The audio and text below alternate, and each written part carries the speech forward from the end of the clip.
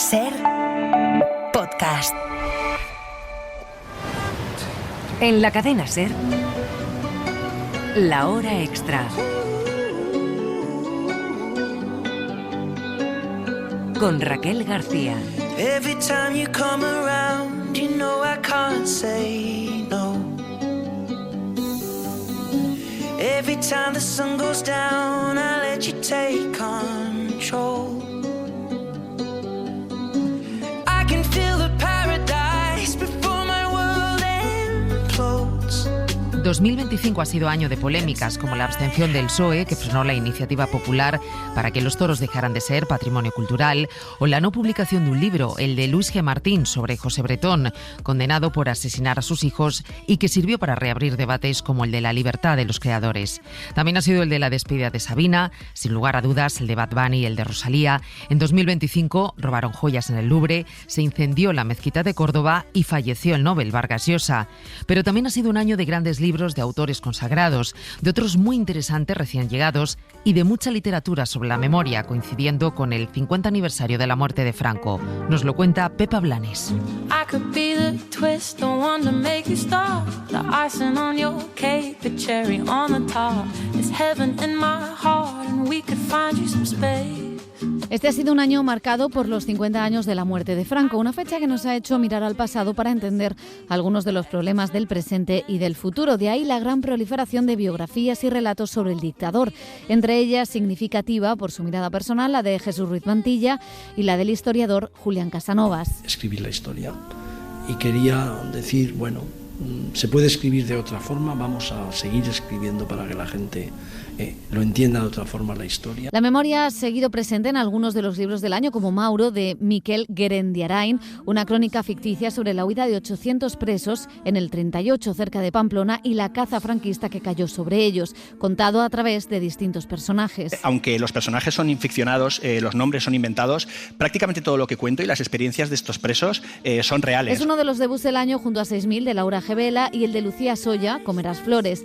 Estas dos novelas hablan de forma distinta de la violencia machista, una violación que sufrió la autora en el primer caso y en el segundo un relato cotidiano y coetáneo sobre cómo la violencia psicológica se camufla de amor romántico. Cada vez que hablábamos de exparejas y de situaciones románticas, siempre acabábamos tapando tipos de maltrato.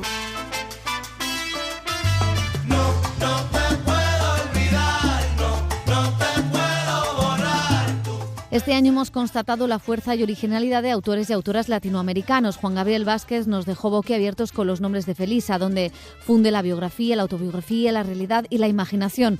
Tenemos Los nuevos de Pedro Mairal o Los nombres de mi padre de Daniel Saldaña, una revisión moderna de Pedro Páramo. Cristina Rivera Garza y Samantha Schweblin nos sorprendieron con sus relatos, desde lo real a lo fantástico. El ir observando cómo estos signos de peligro se van volviendo cada vez más visibles, más entendibles también, ¿no? Y las reacciones y la preocupación van aumentando. Hay un momento en una de las historias donde se dice que una ventana, ¿no? La ventana de la libertad se va achicando, ¿no? durante el tiempo en el que transcurren estas historias. El curso nos ha dejado también la vuelta de veteranos en buena forma, como la nueva aventura del Capitán a la Triste de Pérez Reverte. Antonio Muñoz Molina nos enseñó la belleza de volver a leer El Quijote. Enrique Vilamatas nos llevó por infinidad de caminos en Canon de Cámara Oscura. Y Arundhati Roy contó sin ánimo de venganza la vida de su madre.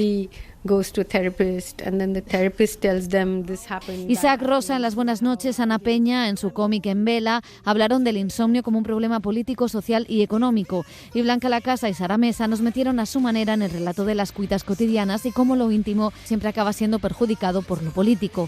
Yo aquí estoy completamente desnuda en este poemario y hay muchísima fragilidad en este poemario. Es todo fragilidad. En poesía hemos gozado con La habitación de las ahogadas de Alana S. Portero. En ensayos hemos aprendido sobre clase gracias a Noelia Ramírez y que tenemos derecho a vacaciones y a disfrutar de la vida, como nos dice Juan Evaristo Valls en El derecho a las cosas bellas. I found my mind, I'm feeling sane. It's been a while, but I'm finding my faith. If everything's good and it's great, why do I sit and wait till it it's gone. Hay otro personaje fundamental que queremos recordar, Caridad del Río, una mujer con una historia apasionante y que murió apenas unas semanas antes que el dictador. Algo que seguro le hubiera dado mucha rabia. Eso dice Pep Brocal, historietista e ilustrador que acaba de publicar un cómic sobre la vida de Caridad del Río, la madre del catalán que asesinó a Trotsky. Con él ha estado Dani de la Fuente. De madre cubana y padre cántabro, Caridad nació en 1892 y se crió en una familia acaudalada con una educación muy estricta, la misma que impuso luego a sus hijos. Gregorio Luri, que firma el prólogo de este cómic, la define en su libro El cielo prometido como una mujer de fuerte personalidad, irascible, voluble, apasionada y generosa, culta, con un sentido del humor poco común. Como una mujer poliédrica, así de entrada, porque realmente tiene muchas facetas. Tiene un componente rebelde que ya le viene de fábrica. Era una niña que no se conformó con llevar, por ejemplo, de entrada una vida religiosa. Tuvo sus arrebatos místicos, pero luego lo abandonó por los caballos. Y a medida que iba sumando años, pues iba sumando pasiones, ¿no? En realidad, el personaje evoluciona tanto a lo largo de los años y hasta su vejez, que si fuera un personaje de ficción sería ideal. La historia comienza con Caridad siendo interrogada por los servicios secretos de la Unión Soviética en Moscú, por el NKVD en 1949. Y a partir de ahí cambia la paleta de colores, pasamos de los azules, rojos y negros a un tono sepia para recordar su historia. Vengo a cantar el corrido del líder Trotsky exiliado, que fue en su casa agredido y brutalmente inmolado. Casada con Pau Mercader, tuvo muchas aventuras. Que aparte de ser rebelde, no es feliz con su matrimonio. A su marido lo considera un pusilánime y además, a raíz de que el marido la interne en un hospital psiquiátrico, ella romperá ya con todo. Y será a partir de ahí que huirá, por decirlo así, a Francia, se instalará con su amor, un piloto de avión francés, y con sus hijos en Dax. Realmente la historia es muy larga, pero puede entenderse al morir su compañero que entre en una deriva autodestructiva y será el comunismo quien venga al rescate. Caridad pasó de abrazar a Jesús a abrazar a Stalin. El comunismo le salvó la vida, escribe Brocal. Estuvo implicada en la Olimpiada Popular de Barcelona, la alternativa a las Olimpiadas del fascismo de Hitler. Tras el golpe de Estado franquista, hubo una columna en la Guerra Civil llamada la columna Caridad Mercader. La historia, apasionante, está plagada de anécdotas, de verdades, medias verdades y mentiras, como reza el subtítulo de este cómic publicado por Garbush Books. Siempre en la sombra, entre bambalinas. Ella se encargó de eso y también de exagerar su propia leyenda, porque muchas de las cosas que contaba ella misma pues no eran del todo ciertas, ¿no? Es cierto que es un personaje que de alguna manera se crea una máscara con la que puede distraer mientras ella va haciendo su trabajo, ¿no? Que es entre bambalinas, diríamos, el trabajo a favor del comunismo, y por eso realiza una serie de operaciones de espionaje por todo el mundo, que de hecho no hay documentación, yo no la he sabido encontrar. Una madre calculadora, fría y fanática no habría tenido inconveniente en sacrificar a su hijo a la causa de Stalin. Leemos, ¿verdad, media verdad o mentira? Esa es una de las grandes preguntas, o la gran pregunta, pero en realidad yo creo que sí que tiene una influencia decisiva en el hijo, y eso es casi una opinión personal. Pero pienso que sin que ella le dijera a su hijo, Ramón, tienes que matar a Trotsky, que eso no lo creo, una vez tomada la decisión, creo que tampoco le dijo, Ramón, no lo hagas. Caridad del Río, tantas verdades, medias verdades y mentiras quedarían para 400 páginas más. La hora extra. Hoy está con nosotros el escritor y periodista Sergio Fanjul. ¿Qué tal? Bienvenido a La Hora Extra. Hola, muy buenas, gracias. Bueno, vienes a presentar tu último ensayo, Cronofobia, sobre el miedo al paso del tiempo. Te he oído decir en alguna entrevista que te gustaría que este libro sea como una especie de revelación y que nos sirva para que todos reconozcamos que todos somos cronofóbicos. ¿No crees que nadie pueda vivir sin ese miedo? Bueno, a mí es que me parece muy natural y me parece muy extraño que haya personas que me dicen, bueno, mi pareja para empezar me dice que ella no tiene mucha preocupación con el paso del tiempo y me parece una cosa muy extraña. Entonces yo soy profundamente cronófobo, obviamente, y desde joven y hasta ahora, y espero que en el futuro, o sea, supongo que en el futuro, y creo que hay mucha gente que también es cronófoba, pero como que no lo reconoce, o sea, quiero decir que no conoce la palabra, ponerle nombre a lo que le pasa, ¿no? Y no lo identifica, pero ¿cuáles son los síntomas, Sergio? O sea, para que uno diga, pues oye, es que yo lo soy. Bueno, fundamentalmente es estar concernido, preocupado, obsesionado, con el paso del tiempo, ¿no? Que es una cosa que, como digo, a mí me pasa como desde que tenía 14 años y yo todos los días pienso en cómo pasa el tiempo, cuando algo se acaba, ¿no? Cuando esta entrevista se acabe diré, uy, ya ha pasado, ¿no? Y algún día estaré en mi lecho de muerte y diré, uy, ya ha pasado mi vida entera, ¿no? Eso lo pienso mucho.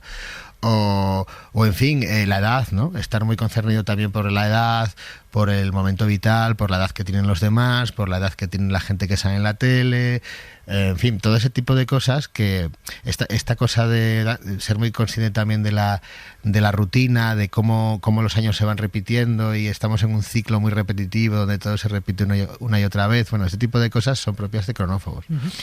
Lo acabas de decir, con 14 años te empiezas ya a tener ese peso del paso del tiempo. Eres un fóbico precoz, pero claro, los chavales de tu edad estaban pensando en otras cosas. ¿Qué es lo que pasa para que tú de repente digas, coño, qué miedo me está dando todo ahora mismo?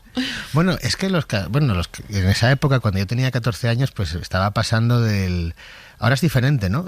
Los cursos, pero antes se pasaba de la EGB al bachillerato. Entonces era como un primer rito de paso y es verdad que cambiaban muchas cosas en tu vida, en tu forma de relacionarte con los demás, en fin, en tu percepción de ti mismo. Bueno, lo que es la adolescencia, era una etapa muy difícil. Además, luego me di cuenta también que en esa época podría tener que ver con el inicio de mi cronofobia el hecho de que mi padre murió cuando yo tenía 14 años. Además, tuvo una vida trágica porque era alcohólico y nos dio una vida a mí y a mi madre, bueno, pues no muy grata, sino todo lo contrario.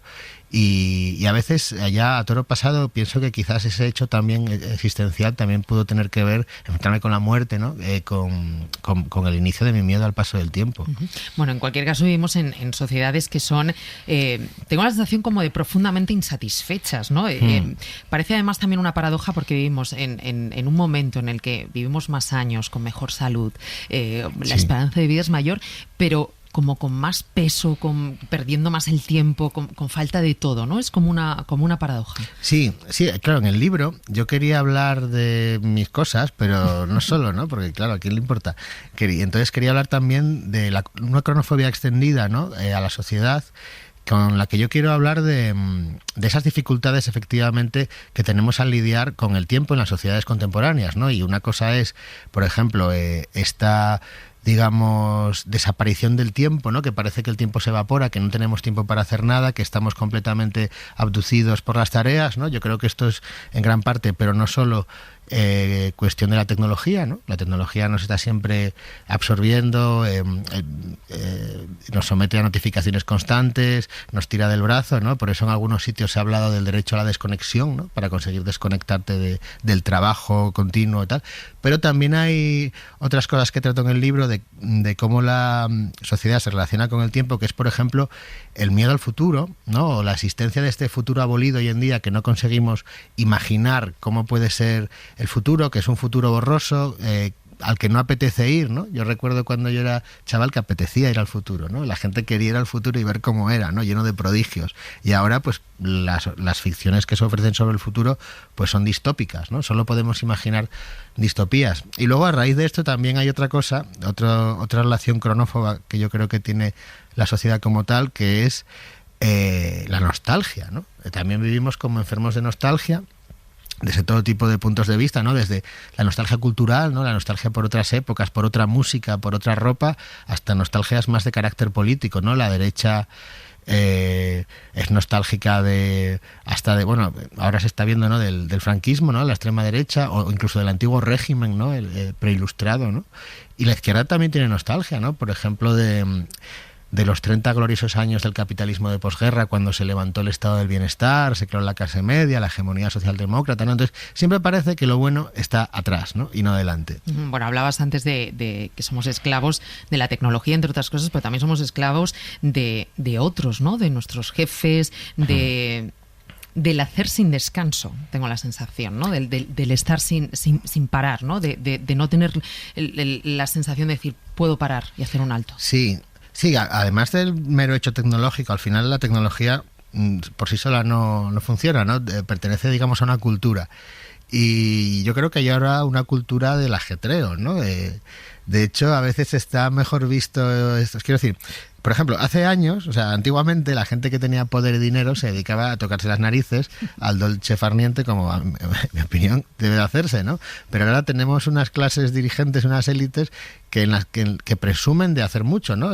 Por ejemplo, recuerdo un tuit de Elon Musk que dice: el mundo no se acaba trabajando solo 40 horas a la semana, ¿no? Entonces, bueno, este es el tipo de doctrina que se imparte, de que no hay que parar. Los influencers desde Instagram nos dicen que tenemos que romper nuestros límites, que tenemos que ir a por todas, que tenemos que competir con los demás, ¿no? Está el famoso Amadeo Ya2, este influencer loco que dice que hay que levantarse a las 5 de la mañana, ganarle al día, ponerse a hacer unas flexiones y a correr, y entonces así uno será millonario. En fin, ese tipo de cosas es un bombardeo constante, ¿no?, de esta cultura del esfuerzo que nos obliga a ir como pollos sin cabeza. Pero ¿no crees que también se está dando un poco la vuelta a esa idea y se empieza a haber ciertas corrientes, ¿no?, ciertas personas que es como, lo de carecer de tiempo no solamente es un signo de distinción, sino a lo mejor todo lo contrario, ¿no? ¿No crees que eso está cambiando un poco de alguna manera? Siempre que hay algo así, pues hay acción y reacción, ¿no? Además, yo creo que lo natural es reaccionar a eso, porque yo creo que los ritmos del ser humano son diferentes, ¿no? Que estamos sometidos, eso lo hablo mucho en el libro, que estamos sometidos a ritmos que no son propios de nuestra vida, ¿no?, y de lo que necesitamos, ¿no? Y claro que hay reacciones, bueno, y además muy antiguas, ¿no? Ya hace no sé cuántas, 2 o 3 décadas se habla del movimiento slow, no sé si empezó en los 90 o por ahí, el movimiento slow, ¿no?, que era esto de vivir más lento, ¿no?, de comer más lento, del consumo de kilómetro cero, en fin, todo llevar una vida más parsimoniosa, ¿no?, que se quedó como una cosa ahí en el aire, lo del slow, pero incluso fue empezado a ver como algo elitista y pijo, ¿no?, lo de la vida slow. Pero vamos, que siempre yo creo que tiene que haber esa reacción a estos tiempos acelerados, aunque sea una reacción íntima. Claro, que hablabas de elitista y pijo, bueno, al final el tiempo también, como otras tantas cosas, es una cuestión de clase. Claro, el dinero compra el tiempo, ¿no? De hecho, ahora se discute mucho si es más valioso el tiempo o el dinero. Por ejemplo, en Estados Unidos, bueno, después de la pandemia hubo un movimiento muy importante que se llamó La Gran Renuncia, en el que millones de trabajadores y trabajadoras pues renunciaron a trabajar, o al menos a trabajar en ciertas condiciones, porque preferían tener tiempo libre, que yo siempre me pregunté cómo podían hacerlo, ¿no? Pero el caso es que lo hacían. Y también dicen que las generaciones más jóvenes hoy en día pues son mucho más menos serviles con el tiempo, que cuando van a un trabajo dicen que no van a darlo todo por ese trabajo, ¿no? En esto del periodismo que estamos los dos, que muchas veces hay un gran cambio con las nuevas generaciones, ¿eh? Claro, porque el periodismo muchas veces pues se ha presentado como un sacerdocio, ¿no?, que tienes que dar la vida por él y que todo tu tiempo tiene que estar disponible porque pues tal, ¿no? Entonces yo creo que hay gente de las nuevas generaciones que dice, no, esto es un trabajo y esto tiene unas horas y otras que no y tal, ¿no? Y eso en muchos trabajos creo que los jóvenes lo están haciendo, y a veces son vistos por los mayores como gente que no se entrega a la causa o que no es productiva, etcétera, ¿no? Pero yo creo que está bien hecho. Bueno, esa gran preocupación que es el tiempo para los millennials, ¿no? Sí. Es una preocupación para ellos generacional. Claro, y yo creo que también está relacionado con lo que te decía antes del futuro abolido, porque si el futuro abolido, o sea, me refiero a esta sensación de que no hay futuro, o de que hay un montón de fines del mundo a un paso, ¿no? Ya sea la guerra nuclear, ya sea el cambio climático, ya sea, en fin, la amenaza tecnológica, el totalitarismo, en fin, si te pones a decir, no acabas. Bueno, pues esta sensación de futuro abolido yo creo que afecta fundamentalmente a la gente joven, ¿no? Porque cuando eres joven vives pensando en el futuro y cuando el futuro no hay, pues ¿qué vas a pensar, ¿no? Entonces yo creo que es una situación vital muy compleja, una encrucijada muy extraña y que yo creo que está haciendo que los jóvenes pues estén algunos muy perdidos. El paso del tiempo y la vejez también preocupan a la escritora y traductora argentina Inés Garland. Premiada por sus novelas juveniles, ahora nos sorprende con su diario de una mudanza que ha publicado con Alfaguara. Una historia sobre la menopausia, pero también sobre sexualidad, sobre nuestra relación con el cuerpo, con los hombres, sobre las viejas masculinidades y también sobre la forma que tenemos de repensarnos. De repente me di cuenta que tenía muchísimas anotaciones que tenían que ver con ese momento de la vida, con el climaterio, el momento en que cambian todo, en el que viene la baja de estrógenos, todo lo que me pasaba en ese momento, ¿no? Y después junté muchas cosas, la muerte del padre, la hija que se va de la casa, eran todas impresiones muy fuertes y empecé a escribir en base a todas esas notas que tenía y a ver cómo las armaba. Estuve como 5 años escribiendo y después tenía que ver cómo lo ordenaba, qué hilo conductor ponía, también fragmentos de lecturas, cosas que me decían, cosas que me contaban otros, así que armé, primero era un desorden dentro de los fragmentos y después traté de armar un hilo conductor y ecualizar un poco el desorden para que se pudiera leer.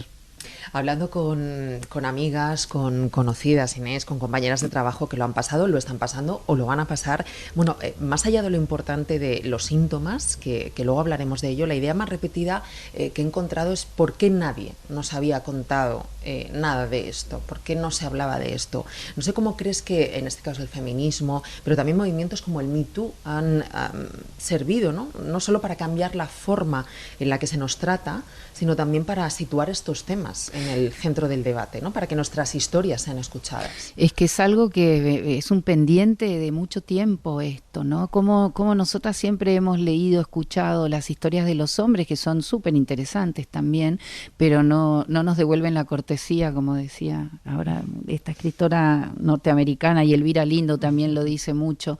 Es necesario que podamos contar nuestro lado, y es como si hubiera, a pesar de que ha habido hace mucho tiempo, yo le debo a todas las escritoras mujeres de la historia el haber ido contando, pero es muy reciente, es verdad, poder hablar de estas cosas que nos dan vergüenza. Me parece que la vergüenza es algo tremendo en la vida de las mujeres y ha sido inducida de muchas maneras a lo largo de la historia, y la vergüenza pasa mucho por la vergüenza del cuerpo, por las cosas que nos pasan en el cuerpo, porque tú me decías de esta época, de la época del climaterio, la menopausia, como se le llama también, pero del puerperio te hablaban mucho, de realmente lo que es el puerperio, de la sensación de dar a luz y cómo queda el cuerpo y cómo se hace esos primeros tiempos con un bebé, o de la menstruación misma.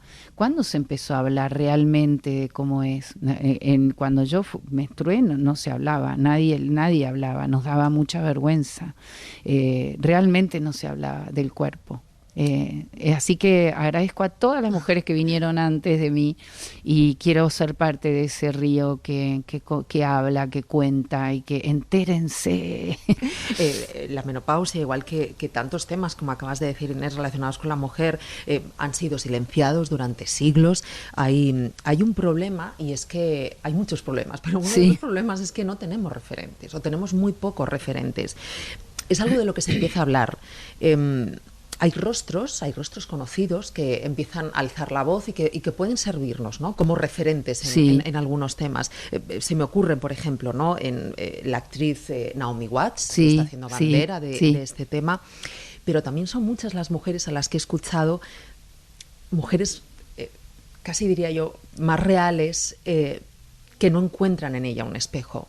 Y sí, porque además Naomi Watts es Hollywood, y Hollywood no lo vemos como algo tan real, y la verdad, a pesar de que ella está haciendo todo esto y me encanta, pero no es tan cercano.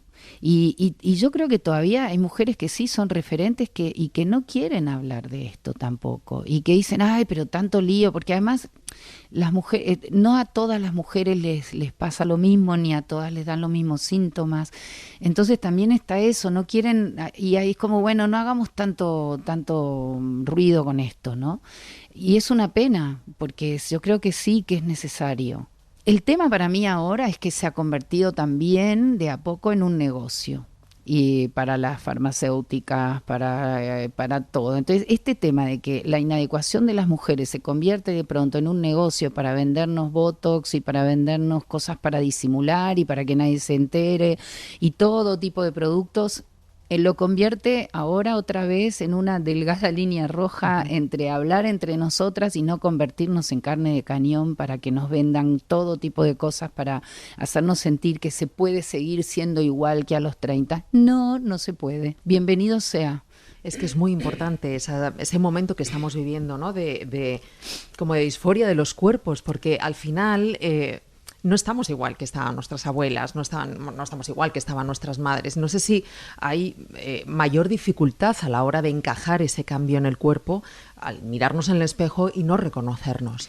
Es que sí, hay mayor dificultad porque además nadie quiere que la tiren a la basura. Yo creo que mi abuela, por ejemplo, a mi edad, ya sentía que ya no tenía, el único objetivo era ser más abuela, pero no se la veía ni la ve. Por supuesto yo como niña no, pero ella misma no se veía como una mujer deseante. Mi abuela tuvo a mi madre a los 37 años y era un escándalo tener un hijo a los 37 años, porque como una mujer de 37 años seguía teniendo sexo. Increíble, si lo piensas. Y no fue hace tanto. Aquí se abre ese melón de la invisibilidad de la mujer, ¿no? Esa menopausia entendida como escribes en el libro, la muerte social, y que durante tanto tiempo se ha relacionado también con la histeria. Pero totalmente, porque todos esos síntomas eran histeria. Y por el otro lado, las mujeres mismas se sienten así. Y para mí, en mi experiencia, es esta la época más interesante de mi vida. La más interesante, en la que más ganas tengo de conversar, de conocer, de mirar. He puesto en orden tantas cosas a lo largo de la vida y tantas dificultades, y me he liberado de tantos mandatos súper fuertes. He salido de una jaula tan apretada que lo único que quiero ahora es expandirme y desplegarme hasta el último momento. Entonces no pienso aceptar que me digan ya pasó tu época de interés, no, al contrario. Sobre la construcción sexual y social gira la obra del artista estadounidense Marlene McCarthy. Artista multidisciplinar y activista, su obra se expone en el Centro Internacional de Cultura Contemporánea de Tabacalera, en Donosti. Sus dibujos y sus instalaciones reflexionan aquí sobre lo femenino y nuestra relación con el mundo y con la naturaleza. En la presentación estuvo Víctor Centenera. No quiero continuar con toda la lección, pero quiero decir que la única cosa que tienes que hacer en esta exhibición es tomar tu tiempo. Tomar tu tiempo para mirar, tomar tu tiempo para pensar, tomar tu tiempo para sentir y tomar tu tiempo para procesar. Hay muchas entradas a la obra de arte y no todos aquí van a tener la misma entrada, así que relájate y veamos un poco de arte. De esta manera invita a Marlene McCarthy, artista y activista feminista, a acercarse a Sassi Gustín Gagnetic, Por encima de la maleza, un espacio que nos ayuda a conocer cómo el cuerpo femenino se conecta con las plantas. Maite Garballo es la comisaria de la exposición. Invita a imaginar otras formas de pensar que comprometan la manera en la que habitamos el mundo y también la manera en la que nos relacionamos con las distintas especies. Es uno de los puntos centrales de la investigación artística de Marlene. Siempre a través de la materialidad del arte, en el espacio expositivo se van a encontrar entre sí distintos seres que traen múltiples relatos, narrativas, distintos saberes que muchas veces tienen en común el haber sido ignorados por el canon. Para ello, la muestra cuenta con dibujos de gran tamaño, con animales, siluetas femeninas y en algunos casos realizados con extractos vegetales, además de una instalación de plantas vivas. Sobre todo plantas, pero también dibujos de plantas. Las mismas especies que estarán vivas estarán también en estos dibujos de gran formato que son realmente muy especiales porque de alguna manera nos envuelven hacia su interior. Han sido 5 los dibujos que Marlene ha producido específicamente para la exposición porque ella ha estado leyendo mucho, investigando mucho sobre distintas cuestiones que atañen lo vasco desde el punto de vista territorial, pero también desde el punto de vista histórico y cultural.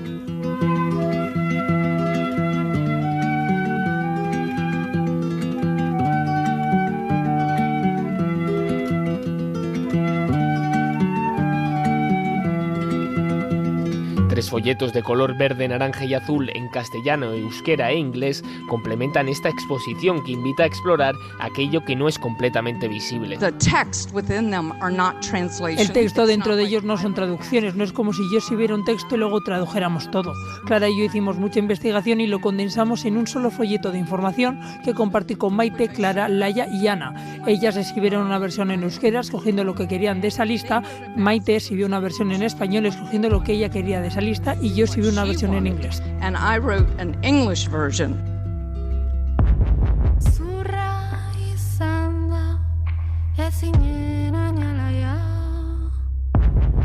Las dinámicas de poder en torno a la sexualidad, la familia y la cultura han estado siempre presentes en los casi 40 años de práctica artística de Marlene McCarthy, y las tensiones entre lo íntimo y lo social han sido otra de las cuestiones que ha abordado a lo largo de su carrera. La primera exposición de la artista neoyorquina en el estado estará abierta en Tabacalera hasta el próximo 1 de febrero. Y último repaso a la música de 2025. Entre nuestros favoritos nacionales, Grupo Revelación, como Sanguijuelas del Guadiana, Barry B, Carlos Ares y Repion. Y algunos de los discos más esperados del año, como el de Rosalía. Nos lo cuenta Íñigo Renedo, de Fuego y Chinchetas. Cuando todo termine, pensar que también amé. En el camino hacia la mejor canción del año hemos confirmado 3 verdades casi absolutas: que los discos más esperados cumplen con creces, que las bandas Revelación pisan muy fuerte y que hay grupos que crecen sin parar, como por ejemplo Parque Sur, que con Rizo de Gitana abre la lista. En ella destacamos la evolución de emergente a realidad de Toldos Verdes y Repion, la renovación de Los Chivatos, la cumbia de Musca y uno de los discos más frescos y buenrolleros del curso. Así suena Soy un avión de los canarios Santo Cielo.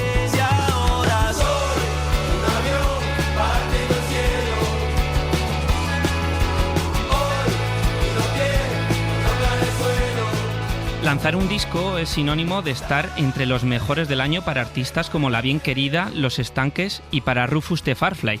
Los de Aranjuez son la joya más preciada del indie español y con su 6º disco mejoran la excelencia, como con su vitalista La Plaza.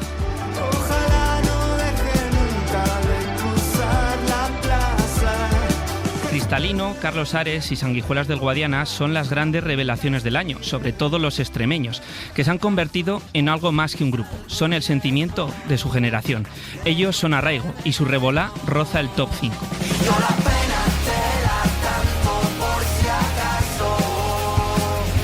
2025 también ha sido la confirmación de que Barry B pinta futura estrella. Monster Truck ocupa la 5ª plaza.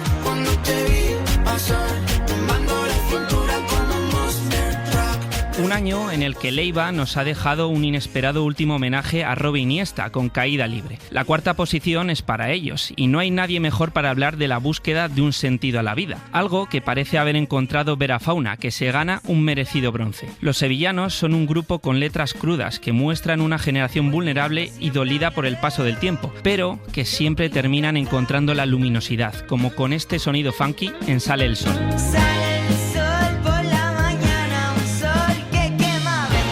Si hablamos de luz, nos vamos directamente al temazo del verano, que lo firma Rusowski. Un éxito que demuestra que la nueva generación de artistas no distingue entre el urbano, el indie, el jazz, los ritmos latinos o la electrónica.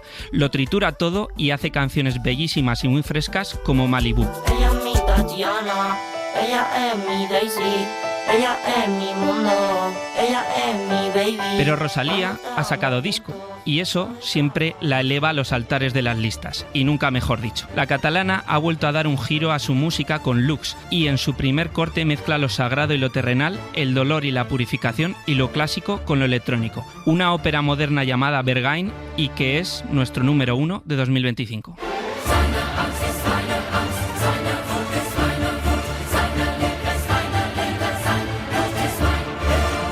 Vamos. Ya sabéis que los contenidos los podéis encontrar en todas las plataformas de audio y en nuestra web de la SER.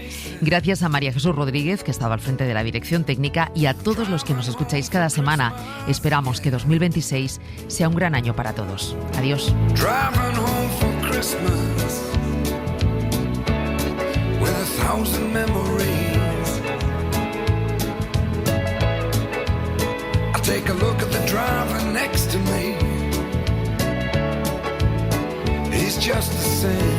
Para no perderte ningún episodio, síguenos en la aplicación o la web de la SER, Podium Podcast o tu plataforma de audio favorita.